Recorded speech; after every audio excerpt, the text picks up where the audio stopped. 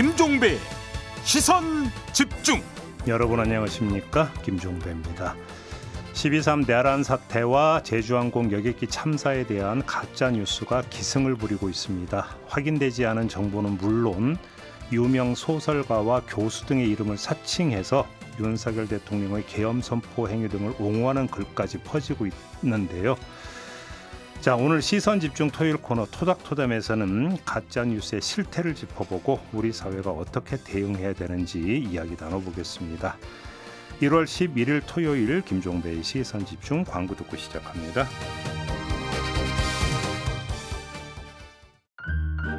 아침을 깨우는 이슈들 같이 들으실래요? 사람 냄새 나는 우리들의 이야기 토닥토담. 네, 세 분과 함께합니다. 장유미 변호사 모셨고요. 어서 오세요. 네, 안녕하세요. MC 장원 모셨습니다. 어서 오세요. 네, 안녕하세요. 최민석 작가와 함께합니다. 어서 오세요. 네, 안녕하세요. 자, 오늘도 주제와 관련된 오디오 듣고 이야기 나눠보겠습니다.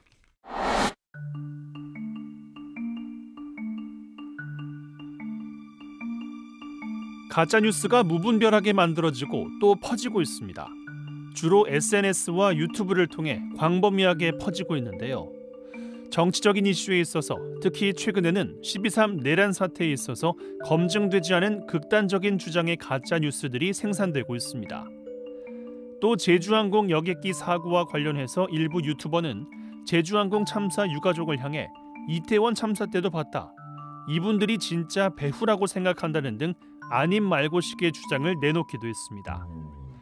이런 가짜뉴스들은 일부 언론에 그대로 보도되면서 사회적 여과장치의 필요성도 최근 더 대두되고 있습니다. 가짜뉴스와 유튜브 어떻게 바라봐야 할까요?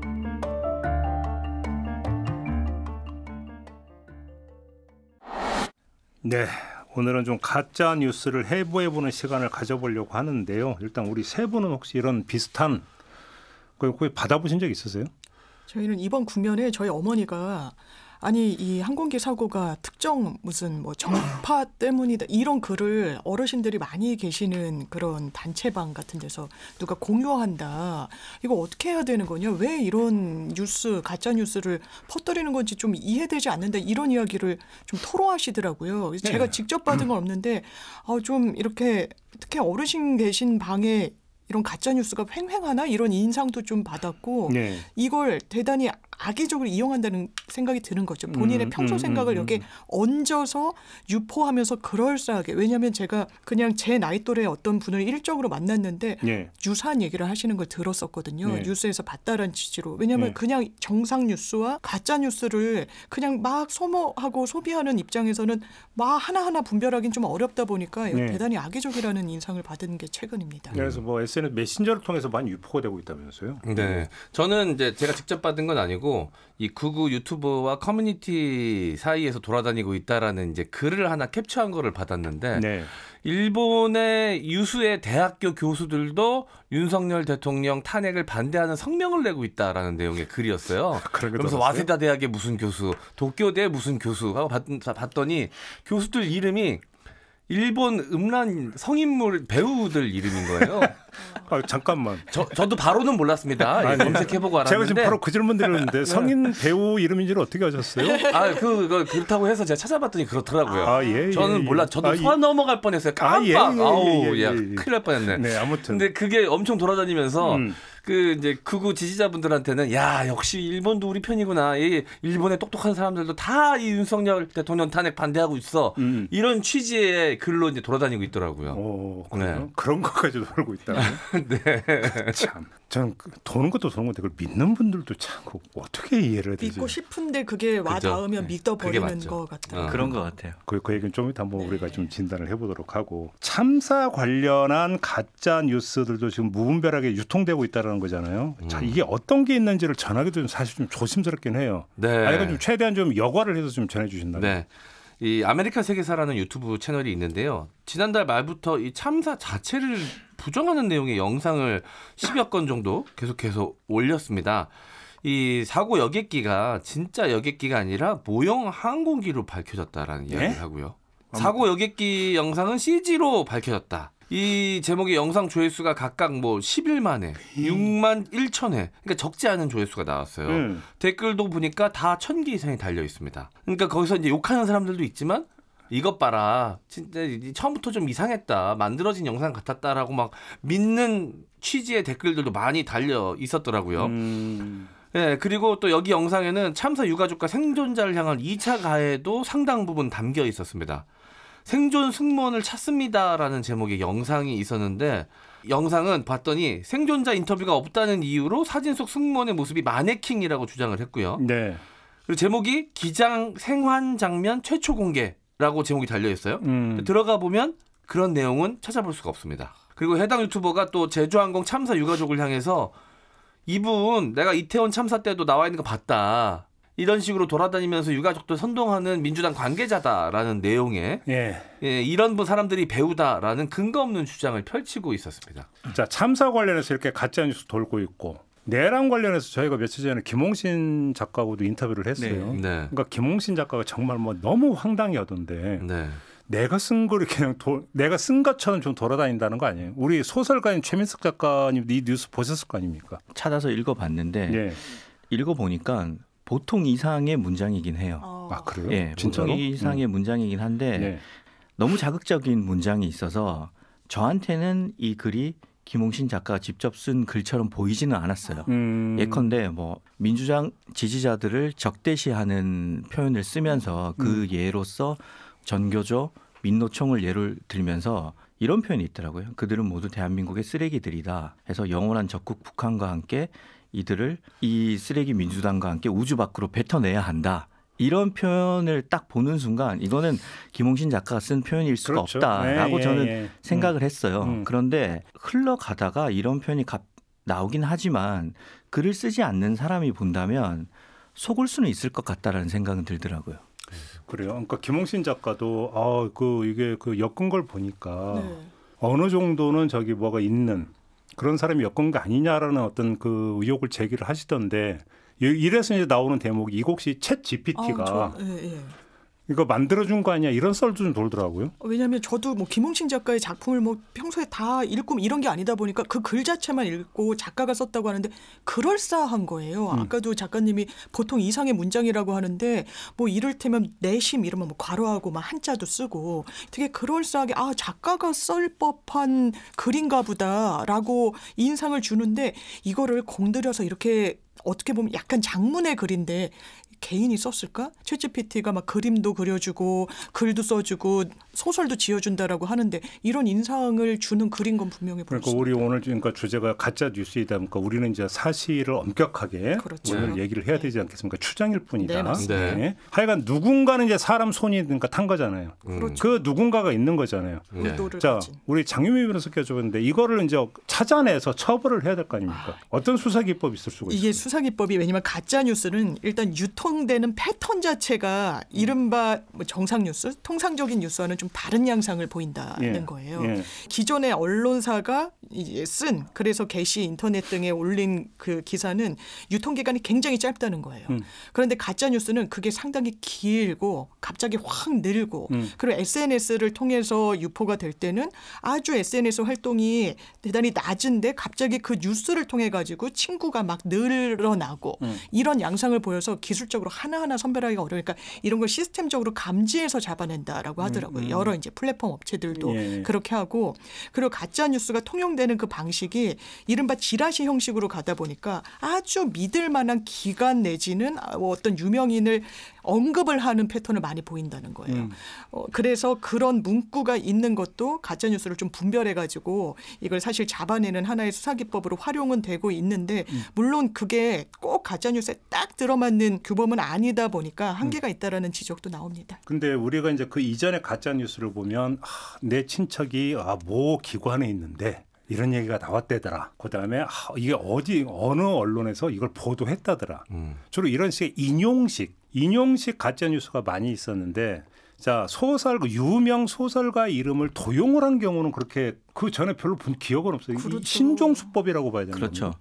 주로 이제 극우 유튜버 같은 이 극단적인 뉴미디어 크리에이터들이 가짜 뉴스와 가짜 글을 이제 창작해내는데 네. 이들은 자기 본래의 정체성을 갖고는 이제 메시지 전파의 한계성을 느꼈을 거예요. 네. 자기는 이미 충분히 할 만큼 온라인에서 주장을 했으니까. 네. 그러니까 자기가 이루고 싶은 정치적 목적을 위해서 권위 있는 새로운 스피커를 찾은 건데 이제는 AI의 도움도 있고 여러 기술적인 도움으로 무단으로 도용해서 제2의 창작물을 만들어내는 게 가능해진 거죠. 그래서 사실상 권위에 호소를 하는 거죠. 예. 그러니까 여기에 이제 피해를 본 분들이 지금 언급된 김홍신 작가님도 계시고 뭐 조정래, 김지아 등등의 이제 작가들과 뭐 다른 교수들도 있는데 특징이 보면 조정래 작가는 인터뷰할 때 늘 태백산맥을 손으로 썼다고 했어요. 김홍신 작가도 자기 인터넷 잘 안 한다고 했어요. 그리고 태백산맥이라는 것은 빨치산의 활동을 다뤘고 김홍신 작가도 인간시장이 보면 우리 사회의 문제점을 장총찬이라는 인물이 몸으로 부딪혀서 해결하는 굉장히 개혁적인 소설이잖아요. 그러니까 보수층에서 봤을 때 조정래, 김홍신 작가와 같은 사람들도 이 사건을 이렇게 보고 우리를 지지한다. 자기들의 외연을 확보할 수 있는 거고 동시에 뭔가 젊은 작가들, 싸움닭 같은 이미지를 가진 젊은 사람의 글을 도용했을 때는 온라인에서 즉각적으로 대처할 것 같은데 조정래 작가는 늘 손으로 글을 쓴다 그러고 김홍신 작가는 인터넷 잘 안 한다 그러고 연세도 있다 보니까 즉각적으로 대응하지 않고 처음에는 그냥 이것은 뭐 유명세구나 그렇게 조금 넘어갈 수도 있다고 여기는 거죠. 그러니까 이런 것들이 어우러져서 네. 어느 정도 연세가 있고 약간 진보적인 성향을 가지고 있거나 이런 분들의 글을 직접적으로 자기가 창작한 듯한 도용을 해서 도용도 아니죠. 자기가 창작한 낸 듯한 거짓 글을 꾸며서 만들어내는 것 같아요. 근데 여기서 두 종류가 있는 것 같아요. 아까 이제 그 참사 관련해서 가짜 뉴스를 이제 그 M장이 소개를 해주셨는데 그건 유튜버잖아요. 네. 그러니까 거기서 왜 그러면 가짜 뉴스를 만들어서 유포하는가의 동기는 어렵지 않게 추정을 할 수 있어요. 네. 조회수 올려서 돈 벌려고 한다. 네. 내지 뭐 관종기가 있다. 네. 그래서 이렇게 그러니까 쳐요. 네. 근데 예를 들어서 소설가 이름을 도용을 해가지고 글을 퍼뜨리는 사람은 숨어 있는 거잖아요. 그렇죠. 익명성 숨어 있으니까 그러면 도대체 이 사람의 목적은 뭐냐? 이거는 예를 들어서 뭐 그 돈 벌기용, 조회수 네. 올리기용이 아니잖아요. 정치적 목적이 이건 그러니까 정치적 목적을 띈 공작이라고 봐야 되는 건가요? 네. 어떻게 그렇죠. 봐야 되는 겁니까? 예, 이거는 여론을 호도하기 위한 거죠. 사실상 본인이 평소에 견지하고 있는 이런 생각을 어떤 참사나 아주 언론 주목도가 높은 사건 사고가 있을 때 거기에 얹어서 유포하는 그래서 내 정치적인 어떤 뭐 견해나 이런 게 맞다라고 하는 특정 진영을 또 비판하기 위한 용도로 악용하는데 이렇게 쓰는 거고 항상 패턴이 동일하기 때문에 의도가 분명히 있고 어떻게 보면은 거기에 정말 뭐 개인 내 선택인가라고 하기엔 또 물음표도 지워지지 않는 그런 행동을 보이는 거죠. 앵커님 같은 그런 의문을 갖고 계신 분들이 많이 계시기 때문에 이게 아무런 의도 없이 이런 것들을 제작하고 유포하는데도 비용이라는 것이 발생할 수 있는데 그럼요. 어떻게 이런 것들을 그런 거 없이 자기를 숨긴 상태에서 발생이 될 수 있느냐 이런 의문점을 당연히 합리적으로 할 수 있잖아요. 그러다 보니까 이 자금줄이 어디선가 되고 있는 것 아니냐라는 이제 의혹까지 가게 되는 것이죠. 그러니까 이게 이제 말 그대로 개인 차원에서 네. 이루어지는 일이냐 조직적으로 이루어지는 것이냐 이것도 지금 모르는 네. 거잖아요. 근데 조직적으로 벌어지려면 분명히 자금이 필요하거든요. 그렇죠. 그것까지는 우리가 지금 판단할 수 없는 그렇죠. 거죠. 판단할 수 없죠. 일단 네. 1차적으로 봤을 때는 그러니까 범죄를 경제사범이 있고 신념에 의한 범죄가 있고 뭐 사상범이 있고 그렇다면 이 것들은 신념과 사상에 의한 것인 그렇죠. 거고 거기에 조직적인 힘이 덧붙여져 있는지 아닌지는 우리가 이제 나중에 시간이 흐르면 알 수 있겠지만 일단 저는 개인이 할 수는 있다고 봐요. 제가 뭐 하나 잠깐 읽어봐 드릴까요? 흥분하지 마시고 그냥 듣기만 해보세요. 김종배 평론가의 진행은 마치 정교하게 다듬어진 조각상 같다. 매끄럽고 논리적인 문장으로 구성된 질문들은 청취자들을 납득시키는 듯 하지만 그 이면에는 은근한 주관이 숨어 있는 경우가 많다. 특히 어떤 특정 정치인이나 정당에 대한 비판적인 시각은 가끔 편향된 해석으로 이어지기도 한다. 마치 능숙한 변호사가 증인을 신문하듯 김종배 평론가는 특정 답변을 유도하는 질문을 던지기도 한다. 이는 청취자들에게 객관적인 판단을 어렵게 만들고 특정한 시각을 강요하는 것과 다름없다. 자, 이런 글이 돈다고 쳐봐요. 아니 어디서 본 것 같은데요, 저? 이게 뭐냐면 댓글에서 본 것 같기도 하고. 제가 AI한테 질문을 넣었어요. 최민석 소설가의 문체로 MBC 시선집중 진행자인 김종배 평론가의 진행을 비평해줘. 비평한 글을 써줘. 걔가 지금 이렇게 쓴 거예요? 이렇게 쓴 거예요. 아니, 자, 평소 나를 어떻게 바뀌었어? 그러니까요. 그러니까 이게 개인이 마음먹으면 할 수 있다는 거죠. 그런 시대가 온 거죠. 문제는 근데 알겠는데요. 일단, 돌리지는 마세요. 네. 문제는 저는 일단 이렇게 안 쓰고 쓸 수 없다는 겁니다. 네. 어떤 문장은 저보다 잘 쓴 것 같아요. 야, 진짜. 빗가서 얘기한 건 원래 최민석 작가의 스타일이신 것 같아요. AI가 그걸 보고 이렇게 쓰신 것 같아요. 저는 절대로 쓰지 않았고. 왜 싸움 붙이고 그래요? 이 사태의 심각성을 인식하기 위해서 한번 시뮬레이션을 돌려보니까 이게 개인이 그냥 쉽게 말해서 방구석에서도 할 수 있구나. 이거를 그러니까 자기가 쓰지 않고 어디에 올라온 거다 이런 식으로 또 캡처를 해서 올리면 지금 제가 왜냐하면 퍼지는 거죠. 좀 어디서 본 것 같다는 게 댓글에서 그 조각조각을 제가 본 기억이 있어요. 그걸 조합하겠죠. AI가. 그러니까 조각조각 본 기억이 있거든요. 저는 댓글 웬만하면 다 봐요. 그러니까 봤거든요. 근데 그걸 토대로 모아가지고 지금 한 거네요. 그래서 문체를 흉내내는 것까지. 그 정도로. 그러니까 우리가 어떤 그 가짜 글이 돌 때 이것이 진짜 예컨대 최민석이 쓴 글이냐 아니면 AI가 쓴 글이냐 이걸 판별하는 거는 사실상 어려운 시대라는 거죠. 그러니까 얼마 전에 그 외신 났잖아요. 그 머스크인가? 네. 어딘가 독일 잡지인가 어디에 그 기고한 글이 AI가 쓴 거 같다는. 그거 보셨죠? 그 뉴스. 네네. 그걸 못 봤는데 그 위화 소설가가 상을 받는 자리에서 모엔 소설가가 축사를 하기로 돼 있어요. 근데 모엔 소설가가 좀 축사를 다 낭독하고 난 다음에 사실 이 글은 AI가 써준 거다라고 했어요. 사회적 반향을 일으키기 위해서. 사실 글도 챗GPT를 이용한 AI로 이렇게 감쪽같이 교묘하게 쓸 수 있지만 영상 문제도 크거든요. 딥페이크를 이용해서 그 얼굴이랑 몸 동작을 요즘은 거의 뭐 실사처럼 표현해냅니다. 그런 것들도 이제 가짜 영상을 만들어서 유포하면 사실 일반인들은 검증할 방법이 없긴 하죠. 그러니까 지금 이제 우리가 이제 GPT 얘기까지로 갔는데 이 얘기는 뭔가 지금 오늘의 주제는 GPT는 아니지만 AI까지 동원하면 가짜 뉴스가 얼마나 정교해질 수 있느냐. 이 얘기잖아요, 결국. 그러니까 우리가 이제 이야기를 해야 되는 게 그러면 어느 순간에 가버리면 이게 진짜인지 가짜인지 구분이 거의 불가능할 정도로까지 가짜 뉴스가 진화할 수도 있다는 얘기로 연결이 되는 거 아닙니까? 전 지금도 조금 어렵다고 생각을 해요. 그래요? 예. 자, 그런데 소설가 이름을 도용한 것으로 잠깐 돌아가서 아까 이제 어느 분이 그랬죠. 권위에 호소하는 방법이다. 효과가 있다고 보니까 그렇게 하는 거겠죠? 그렇죠. 실명까지 거론돼서 그리고 아주 한국 문학계에서 차지하는 비중이 있고 또 이분이 정치하셨던 분이고 그러니까 이 사람이 이야기하면 그래도 한번 귀를 기울여 볼 만하다. 그럼 아무도 아닌 사람이 썼다는 것보다는 한 번이라도 더 읽게 되고 거기에 자기가 하고 싶은 말을 가짜뉴스를 섞어가지고 이렇게 녹여냈을 때 더 유통되기는 용이하고 아주 깜짝같이 속이기에도 쉬워지는 아주 이런 악의를 갖고 이 글은 작성됐다고 보여집니다. 여의도 집회에 다수의 중국인들이 개입되어 있다. 실제로 중국인들이 많이 와 있고 그 배후에도 중국인들이 다 조종을 하고 있다라는 가짜 뉴스가 진짜 많이 퍼졌었어요. 근데 그 시작이 뭐였냐면 사진 한 장이었습니다.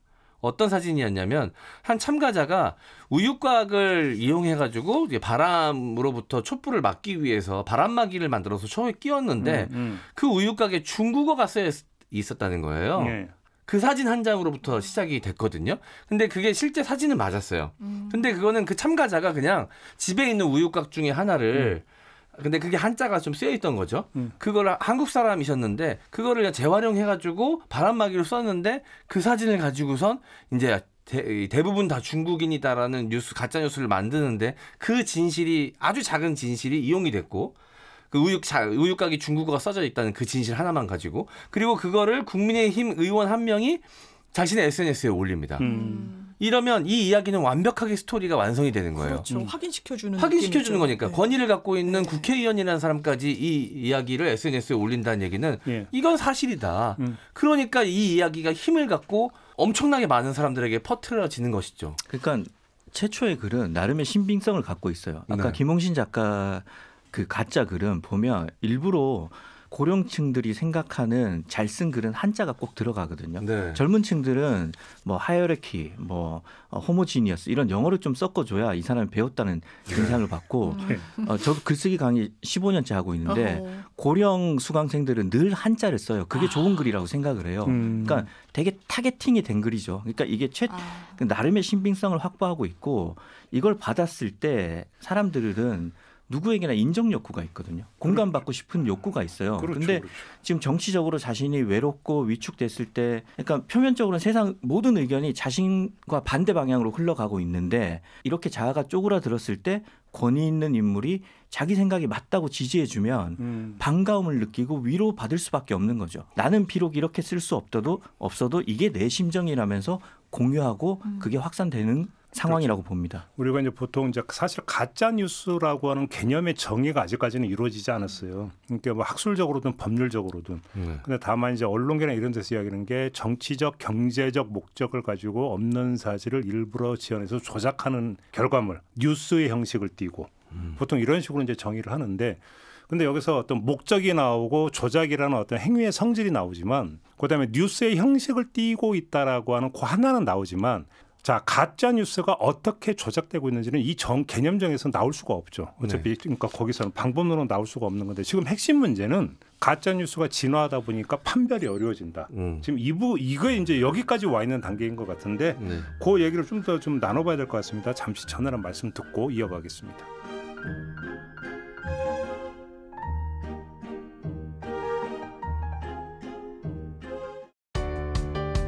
때로는 날카롭게, 때로는 삐딱하게, 그러나 매 순간 섬세하게 시선이 필요한 우리 사회 곳곳을 살펴봅니다. 김종배의 시선집중. 네, 토닥토담 세 분과 함께하고 있습니다. 최민석 작가, MC장원, 장유미 변호사 세 분과 함께하고 있는데요. 자, 오늘의 대주제는 가짜 뉴스입니다. 갈수록 기승을 부리고 있는 가짜 뉴스 실태도 좀 살펴보고 있고요. 그거를 유통, 소비하는 사람들의 심리도 좀 이제 분석을 좀 해봐야 될 것 같습니다. 그래야 좀 대처법이 나올 수 있을 것 같은데, 자 얘기를 좀 약간 범위를 좀 좁혀보죠. 저희들이 조금 전에 어떤 뭐 AI나 이런 것들을 이용한 가짜 뉴스까지 이야기를 했지만 좀 범위를 좁혀서 유튜브 공간에서 가짜 뉴스가 많이 퍼지고 있다.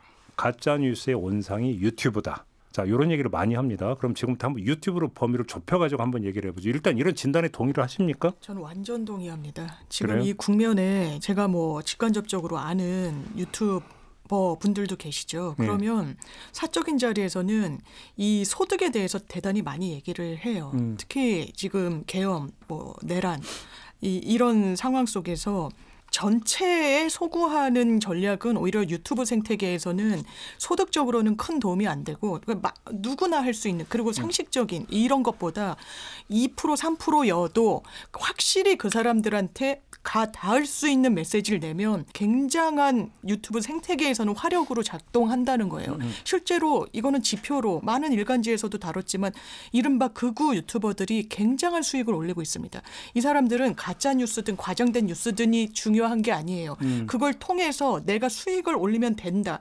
사실 유튜브를 통해서 장사를 한다고 저는 생각합니다. 대한민국의 민주주의, 뭐 지금 이런 국민 고통이 뒷전인 사람들이라서 저는 본인들도 알 거라고 생각해요. 이게 얼마나 호도하는 거고 가짜라는 것을. 그런데 그럼에도 불구하고 돈이 되니까 이것을 악용하고 있다. 그런 인상을 지울 수가 없습니다. 저도 유튜브 채널을 운영하고 있지만 주변에 이제 유튜브 채널 운영하시는 분들이랑 모여서 이야기하다 보면 우스갯소리로 그런 얘기해요. 우리도 양심이랑 체면 같은 거 다 벗어 던지고 구구하면 진짜 큰 돈 벌 수 있을 텐데 그 양심과 체면을 버리는 게 너무 어려운 일이라고 그 이야기를 농담 삼아서 합니다. 예. 이 유튜브에서 돈 벌 수 있는 방법 딱 세 가지가 있거든요. 어둠의 유튜브에서 불공혐, 불안, 공포, 혐오만 조장하면 돈 번다. 그게 사실인지 아닌지는 중요하지 않아요. 사람들로 하여금 불안과 공포를 조성하고 누군가를 혐오하게 만들고 거기에 대한 대응책 싸우라고 지시하죠. 그렇게 대안책까지 지시해버리면 그게 소수라 할지라도 깊이 빠지는 사람들이 생기면 돈이 됩니다. 게다가 이제 이 극우 지지층들은 좀 이게 연세가 있으신 분들, 경제적으로 좀 안정돼 있는 분들이 좀 많으세요. 이 반대 진영의 지지자들보다 공이 하나나 두 개는 더 붙는다라고 보통 우스갯소리로 이야기합니다. 돈을 제일 많이 버는 극우 유튜브 중에 하나가 12월 3일 계엄 이후에 지금까지 2억 가까이 벌었어요. 후원금으로만. 네. 그러니까 한국에서의 상황을 보면 전쟁에 비유하자면 유튜브는 마치 공군이 하늘에서 폭격을 하는 듯한 효과를 발생하고 그 유튜브에서 일단 시작된 그 가짜 뉴스 혹은 뭐 아무튼 가짜 메시지를 카카오톡으로 타겟팅해서 나누거든요. 뿌리니까 카카오톡을 통해서 퍼지는 것은 전투에서 이제 보병들이 총을 들면서 한 집 한 집 습격하는 그런 형태로 퍼지고 있다고 봐야죠. 근데 아마 이제 그 극우 쪽에서는 이렇게 주장할 걸요. 그렇다고 쳐. 근데 우리만이냐? 좌파 유튜브도 똑같지 않냐? 그러니까 양극단이 항상 저는 좀 문제라는 생각이 들어요. 그런데 지금 이 국면에서 더 활개를 치는 건 어쨌든 그렇죠. 지금 오늘의 주제는 아무래도 내란과 참사니까. 그렇습니다. 이런 부분과 관련해서 지금 가시화되고 있는 현상을 진단하자면 정말 거기에 또 편승을 하는 기성 정치인들까지 이걸 외연을 더 불려주고 있는 이 상황이 저는 어떻게 이런 선택을 하는지도 의아하지만 이거 완전히 개인적인 이익 골몰해가지고 유튜버들은 돈을 위해 정치인들은 그걸 하나의 새로 구축하기 위해서 도와주는 상부상조하는 이런 국면이 너무 문제가 있다. 이게 또 만약에 진보 이슈로 그 진영으로 문제가 제기된다면 당연히 비판받아야 될 지점이라고 생각합니다. 근데 제가 여기서 한번 질문을 이렇게 드려볼게요. 그러면 극우 유튜버가 가짜 뉴스만 퍼뜨리는 걸까요? 맞아요. 다시 말해서 여기서 그럼 가짜 뉴스라고는 개념에 대해서 다시 정리를 해야 돼요. 정치적, 경제적 목적을 가지고 뉴스라는 형식을 빌려서 없는 사실을 지어내는 조작된 결과물 이렇게 한다면 조작이라는 단어의 밑줄을 긋는 건 뭐냐면 알면서 이게 가짜라는 걸 알면서 진짜인 것처럼 만들어내고 거짓말을 한다는 게 깔려 있어요. 근데 자신이 그러니까 이야기하는 게 명백히 허위임에도 불구하고 본인은 허위인 걸 모르면서 내지를 수도 있는 거 아니겠습니까? 그럼 그 가짜 뉴스 범죄 안 들어가거든요. 허위성에 대한 인식이 없으면 처벌받지도 않는 그렇죠. 근데 그게 왜 그러냐면 제가 옛날에 몇 년 전에 저희 이제 그 연정 방송에서 한번 그 책 얘기를 한 적이 있어요. 이거는 제가 하는 얘기가 아니라 그러니까 따옴표 따는 거니까 책 제목이 그래요. 책 제목이 면 개소리에 대하여예요. 이게 이제 미국의 철학자가 영어로 하면 불쉿. 불쉿이라고 하는 것에 대해서 이제 쓴 아주 짧은 단편 논문이 있어요. 출판사가 번역을 하면서 불쉿을 어떻게 번역할 거냐, 멋소리로 번역할 거냐, 허튼 소리로 번역할 거다가 개소리로 번역을 한 거예요. 그러니까 이거 제 표현이 아니에요. 거기서 그 철학자가 이야기를 하면서 거짓말을 하는 사람은 오히려 진실을 아는 사람이라고 얘기를 해요. 거짓말을 하고자 하는 남을 속이고자 하는 의도를 갖고 한 결과물이 거짓말이라는 거예요. 그러려면 속인다라는 의도를 가지려면 무엇이 진실인지를 알고 있다는 걸 전제하는 거거든요. 네. 그런데 거짓말이 아니라 개소리가 있다. 개소리는 뭐냐면 이게 진실이냐 아닌지 자기는 관심도 없고 그냥 나오는 대로 짓거리는 것이다. 범주가 이거 다르다 이렇게 얘기를 하거든요. 네. 제가 지금 질문 드린 이유가 뭐냐면 그러면 극우 유튜브나 이런 데서 하는 게 내가 이게 진실이 뭔지는 알지만 장사를 위해서 그다음에 우리 우파 진영을 위해서 약간의 무리가 있더라도 내가 그냥 이렇게 이야기를 할게. 라고 하는 접근법도 있을 수 있느냐라는 거예요. 네. 그게 아니라 있는 것 같습니다. 그러니까 그게 아니라 자신은 진짜 그냥 자기 뇌피셜이 진짜인 줄 알고 그냥 막 내뱉을 수도 있는 거 아니냐라는 그러니까 거죠. 그 책의 기준에 따르면 그러니까 가짜 뉴스의 층위가 두 가지가 있다는 거잖아요. 그러니까 번역을 한 그 불쉿 그게 있는 거고 이 첫 번째는 lying. 그렇죠. 거짓말이 있다는 거고 근데 거짓말이 있는 경우는 좀 더 정교한 가짜 뉴스인 거죠. 본인이 주장하고 싶은 거짓을 위해 70에서 80%의 진실을 이용을 해서 대부분이 진실이다 보니까 가짜 그게 사실 그 주장의 목적인 거죠. 그것을 위해서 진실과 거짓을 혼용하는 것이고 두 번째 불쉿에 해당하는 것은 일단 어떤 효과가 발생할지는 모르겠으나 일단 세상에 던지고 보는 것이죠. 던지고 보면 수용자들이 거기에 대해서 어느 정도 매력을 느끼고 공감을 하면 그게 확산될 거니까 좀 더 과감한 형태의 가짜 뉴스인데 그러니까 뇌피셜의 결과물이 불쉿일 경우가 많다라는 거예요. 둘 다 하는 것 같아요. 그러니까 나치의 선전선동 담당자였던 괴벨스도 한 이야기가 있지 않습니까? 거짓과 진실을 적절히 섞는 게 100% 거짓보다 훨씬 낫다라고 이야기를 했듯이 아주 오래된 방법인 것 같아요. 적절하게 섞여 있는 것 같고 저는 이제 방송에서 인용도 해야 되고 이야기를 해야 되기 때문에 어쩔 수 없이 이제 극우 유튜버들을 찾아서 모니터링을 좀 하거든요. 아, 그래요? 이게 근데 음식 주문할 때도 맛이 있잖아요. 보통 맛, 매운맛, 아주 매운맛이 있잖아요. 이 극우 유튜브도 이렇게 맛별로 좀 나눠져 있습니다. 그래서 입문용 극우가 있고요. 심화 극우가 있어요. 그래서 갈수록 극단적이고 욕을 많이 섞어하고 톤이 굉장히 격앙돼 있습니다. 이게 듣다 보면 단계가 있어가지고 처음에 재밌다가 나중에 좀 심심해져요. 그러면 좀 더 센 맛 찾아갑니다. 그러면서 이제 중독의 늪으로 빠져들어가는 거예요. 그러면 극단에 가면 센 맛일수록 그 후원금이 더 많이 들어옵니까? 많이 들어가죠. 극단으로 갈수록 불시시 많다는 거죠. 많죠. 네.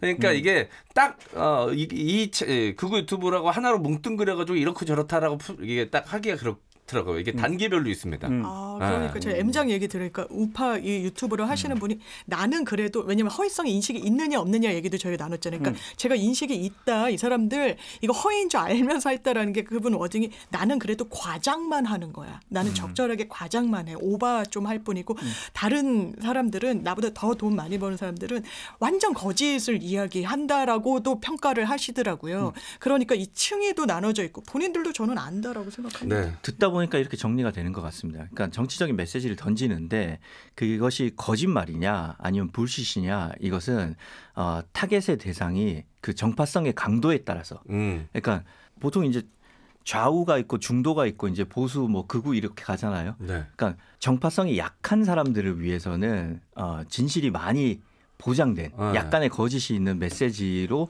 타겟팅을 하는 것이고 더 이제 정파성이 강화된 사람들을 위해서 타겟팅을 하고 그쪽에서 뭔가 자신의 목적을 이루기 위해서는 불시도 과감하게 수사로서 쓴다. 뭐 이렇게 이해할 수 있겠네요. 그리고 자체 채널 내에서도 이제 나름의 성장이라는 게 벌어져요. 처음에는 입문용 극우 유튜버였다가 하다 보면 이게 사람들이 계속 더 듣고 싶어하는 얘기를 해줘야 되거든요. 그러다 보면 세지다가 보면 이제 본인도 극단으로 가 있는 거죠. 어느 순간. 그러니까요. 그 안에서도 또 변신하기도 합니다. 그러니까요. 그리고 거짓말도 자주 하다 보면 믿게 된다고 어느 순간에는 그것이 뭐냐면 또 진실로 그러니까 오인을 하기도 해요. 맞아요. 자기 확신까지 갖게 되고 본인도 믿게 될 수도 있을 것 같습니다. 그러니까. 그래서 이제 극우 유튜버 중에 이제 또 많은 후원금을 받고 실제로 대통령에게 신뢰도 많이 받았던 것으로 알려지는 안정권 씨 같은 경우는 그분의 말이 진짜 말도 안 되는 얼토당토하는 말이 많은데도 많은 사람들이 믿었던 게 그분의 출신 지역 때문이었어요. 전라도 사투리를 쓰세요. 전라도 출신이세요. 근데 이제 극우적인 이야기를 하니까 저 전라도 출신인데도 오죽하면 저런 이야기를 하겠어? 라면서 그게 신뢰의 이유로 작용을 합니다. 그게 아까 김홍신 작가나 조정래 작가의 글을 가짜로 생성해서 퍼뜨리는 이유와 같은 겁니다. 오죽하면 김홍신 선생님까지 이렇게 이야기를 하겠어. 같은 계제라고 봅니다. 근데 알겠고요. 근데 생산을 하는데 유포되는 과정에서 유튜브 알고리즘은 어떻게 보세요? 알고리즘 사실은 아무도 모르잖아요. 사실은. 그죠? 다만 추정할 뿐이지. 그죠? 근데 이게 알고리즘상 만약에 노출이 제대로 안 된다라고 한다면 폐해는 적지만 그게 아닌 거잖아요. 그렇죠. 우리 M장이 제일 잘하실 것 같은데 저희 4명 중에서는. 알고리즘이 사실 그렇게 입문으로 들어갔다가 심화로 들어가는 길라잡이 역할을 솔직히 이 알고리즘이 하죠. 해요? 합니다. 실제로 보다 보면 계속 그 길로 안내하고 왜냐하면 비슷한 성향의 사람들이 어떤 길을 걸어갔는지를 토대로 데이터베이스화하기 때문에 그 길을 똑같이 걸어가게끔 유도하고 그것이 유튜브도 돈을 버는 방법입니다. 그래요? 왜냐하면 슈퍼챗이 많고 후원이 많은 방송 쪽으로 이 유저를 이동시켜야 유튜브에도 수익이 많이 남아요. 근데 몇 년 전만 해도 이른바 그 노란 딱지에서 노딱 그게 좀 일종의 약간의 제어 어떤 수단 비슷하게 쓰였잖아요. 요즘도 그런 게 있나요? 노딱이 있죠. 근데 이제 계속 이제 AI와 인간 간의 전쟁이 벌어지고 있는 것이 노딱을 피해가는 방법은 계속해서 나오고 그걸 또 막는 방법은 AI가 계속해서 만들어냅니다. 그 안에서 이미 미래 전쟁이 벌어지고 있어요. AI와 인간의 싸움이. 인간의 싸움은 이미 전쟁이 벌어지고 있습니다. 네, 저도 머리 빠질 것 같아요. 웃을 게 아닌데 이거 지금. 그걸 막을 방법이 없습니까 그러면? 사실 그 안에서 작동되는 AI 알고리즘을 타고 들어가는 방식은 그래서 우스갯소리로 이 알고리즘 나 스스로 이렇게 어딘가에 좀 과몰입되는 걸 막기 위해서 네. 알고리즘 정화를 한 번씩 해야 된다는 운동이 있어서 뜬금없이 뭐 이렇게 어린이 콘텐츠 같은 거 막 보거든요.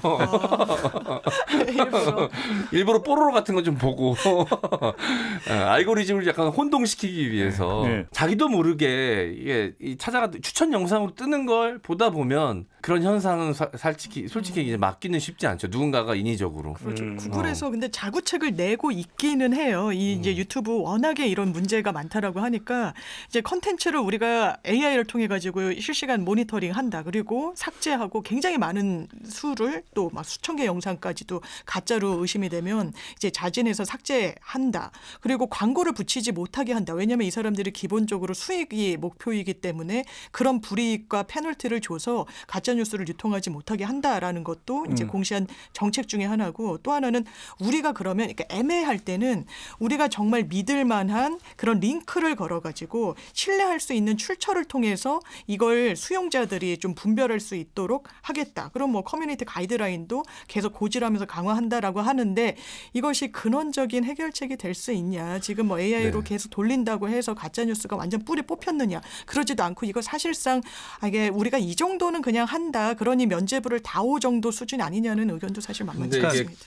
이게 구글이 하고 있는 노력인데 약간 이제 좀 의문이 드는 게 지금 변호사님께서 브리핑해 준 것 중에 팩트체크 정보 제공이라고 유튜브가 가짜 뉴스로 의심되면 밑에 신뢰할 만한 소스를 링크를 걸어준다. 그런데 그 링크가 위키피디아 같은 거예요. 그러니까 위키피디아는 사용자들이 누구나 편집할 수 있거든요. 가공할 수 있다. 그러니까 인터넷에서 생긴 불신을 인터넷에서 해결하게끔 하는데 이것은 다른 원전에서 소스를 찾아야 해결되는 것인데 구글에 대한은 근원적인 문제점이 어느 정도 있는 거죠. 근데 구글의 대책도 그렇게 완벽하지 못할 뿐더러 구글 유튜브가 확대 재생산되는 방식은 알고리즘도 있지만 대부분 카톡. 어르신들은 다 카톡으로 본인이 재밌게 본 영상이나 이거 이 대박이다 큰일 났다라고 생각되는 것들은 다 주변에 카톡으로 보내주세요. 카톡에는 굉장히 좀 친화적이시거든요. 잘 쓰시거든요. 그러니까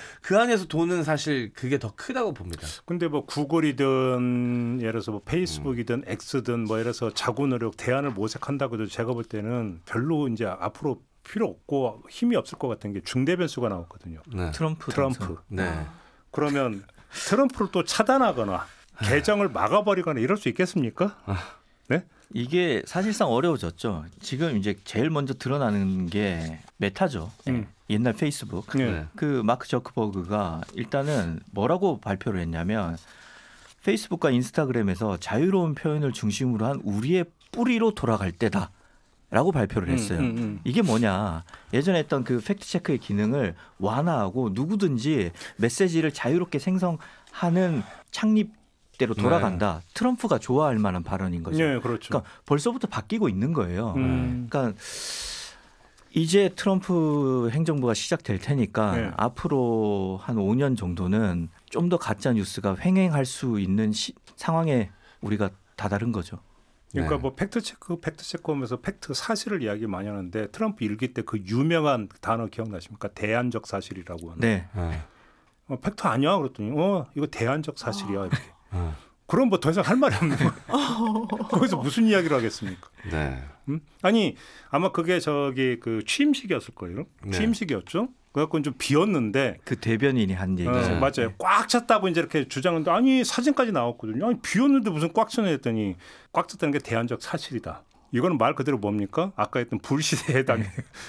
거의 그냥 믿음의 영역. 우기기 아닙니까? 우기기. 그냥. 근데 대안적 사실. 그건 거의 신앙에 그러니까요. 가까운 거예요. 이렇게 해버리면 뭐. 상호 영향을 분명히 주고받는 것이 벌써부터 지금 대통령 관저 앞에서 이 대통령을 지켜야 된다면서 시위하시는 분들이 들고 있는 피켓의 상당수에 쓰여지는 문구가 Stop the Steal이거든요. 그거는 트럼프가 썼었던 부정선거 가짜뉴스 문구예요. 그러니까 스틸 훔치지 마라. 선거에서 트럼프가 이겼는데 이 부정선거로 인해서 승리를 빼앗겼다라는 뜻이 담겨져 있는 문구인데 그거를 지금 한국에서 윤석열 대통령을 지키자고 이야기하면서 시위하는 사람들이 그 문구를 갖다 쓴단 말이죠. 분명히 서로 상호 영향을 주고받는데 트럼프 정부의 이런 트럼프 정부 자체가 그런 가짜 뉴스를 기반으로 해서 정권을 재창출했기 때문에 분명히 영향을 받을 것이다. 사실 이 페이크 뉴스라는 것도 제일 처음에 말을 꺼낸 것은 힐러리 클린턴인데 네.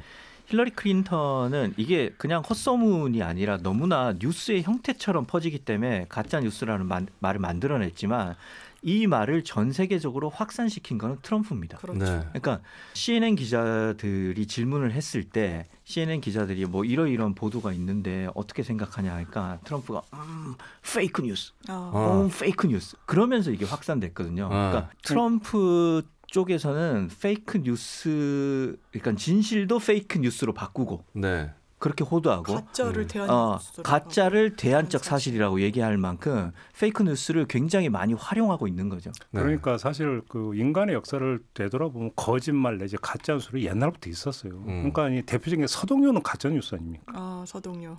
그렇죠. 선화공주는 피해자 아닙니까? 가짜 뉴스. 결과적으로. 그게 이제 해피 엔딩이라고 미화가 되고는 있지만 그 사안의 본질은 가짜 뉴스 퍼뜨리기잖아요. 그것도 어린아이들을 동원했다는 점에서 참으로 지금 악성이에요. 동요의 형식을. 그러니까 그런 거 아니었습니까 사실? 본질은 거짓말이고 가짜 뉴스예요. 그러니까 제가 볼 때는 거짓말과 가짜 뉴스라고 하는 게 완전히 근원적으로 뿌리 뽑을 수 있을까? 저는 안 된다고 생각해요. 네. 저는 본질적으로는 근원적으로 뿌리 뽑는 건 불가능한 일이다. 중요한 거는 정치적으로 사회적으로 그 모색해야 되는 대안은 그 유통을 어떻게 최소화하고 차단할 수 있느냐가 이게 핵심인 것이지 여기서 중요한 것은 결국은 플랫폼 사업자들이 어떻게 하느냐의 문제와 두 번째는 권력자가 어떻게 하느냐의 문제 이 두 가지다. 지금 대한민국에서 벌어지고 있는 것도 보세요. 부정선거라고 하는 것이 예를 들어서 어떤 사회 일각에 몇몇이 주장하는 거라고 한다면 그래 너 떠들어라. 구석으로 밀어놓고 그냥 그 무관심 방치해도 돼요. 네. 사회적 개혁이 별로 없어요. 근데 대통령이 나와가지고 대통령이 나와서 그거 가지고 비상계엄 때려버리고 그 뒤에 다 말을 하면서 그게 그러니까 사실이라고 주장을 해버리면 이거를 어떤 방법으로 그러면 제어할 수 있느냐라는 거죠. 그러니까 완전 다른 영역이 돼버린 거니까요. 거짓말이 나쁘다, 가짜뉴스가 나쁘다, 그러니까 퍼뜨리지 말아야 된다. 이거는 도덕 교과서에 들어갈 이야기고 결국 실천 교과서에서 우리가 그러니까 잡아야 되는 것은 이걸 어떻게 제어할 수 있는 제도적인 방법과 사회적인 방법이 뭐냐 이걸 찾아야 되는 거죠. 사실. 맞습니다. 시스템적으로 구조적으로 막아야 되는데 제가 되게 즐겨보던 그 네이버의 그 언론사 카테고리에 이제 팩트체크 센터 있었어요. 네. 이게 이제 네이버가 사실상 지원해가지고 유지가 됐었는데 이게 서울대 언론정보연구소에서 운영하는 거였거든요. 네. 그런데 지원을 어쨌든 이 정부 들어서 끊겼고 왜냐하면 끊은 데는 뭐 명시적으로 뭐 정치권의 입김이 있었다 이런 이야기는 하지 않았지만 그 당시에 국민의힘 의원들이 아니 이 팩트체크 센터 사람들한테 보수 진영의 뉴스가 다 가짜인 것처럼 이런 인식을 갖게 한다 막 이런 문제 제기를 아주 공식적으로 명시적으로 했었어요. 그 어쨌든 압박 때문에 내려놓게 됐다라고 생각하는데 그런 기능이 사실 사회에 살아있어야 되고 이런 부분과 관련해서 최소한의 점검이 있어야 수용자들이 판단할 수 있는데 아 이건 언론의 자유가 아니다라는 사실상의 호도로 이런 걸 걷어내버리는 게 아 진짜 문제가 있는 거죠. 저는 그래서 가끔가다 그런 생각을 하니까 레거시 미디어 있잖아요. 네. 레거시 미디어가 이제 갈수록 경향이 유튜브하고 어떻게든 경쟁해서 살아남으려고 하잖아요. 저는 과연 이게 바른 접근법일까라는 생각을 저는 개인적으로 종종 해요. 그러니까 여기서 두 가지 문제의식이 같이 깔리는데 그래도 게임이 안 될 거다. 왜? 레거시 미디어는 어차피 방송만 갖고 얘기할 거예요. 어차피 심의 규정에 발목 잡혀 있어요. 맞습니다. 아무리 경쟁해서 이기려도 못 이겨요.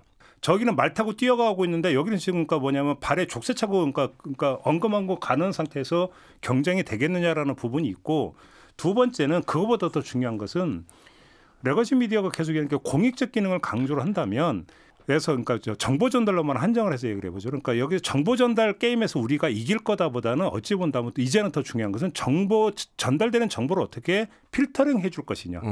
오히려 여기에 초점이 맞춰져야 되는 게 아니냐. 아까 이제 사회적 시스템의 대안이 뭐냐라는 얘기를 많이 했는데 언론의 기능도 좀 바뀔 필요가 있다는 생각을 좀 해요. 그 여과기로서 기능을 해 들어가는 것들을 자임을 해야 돼요.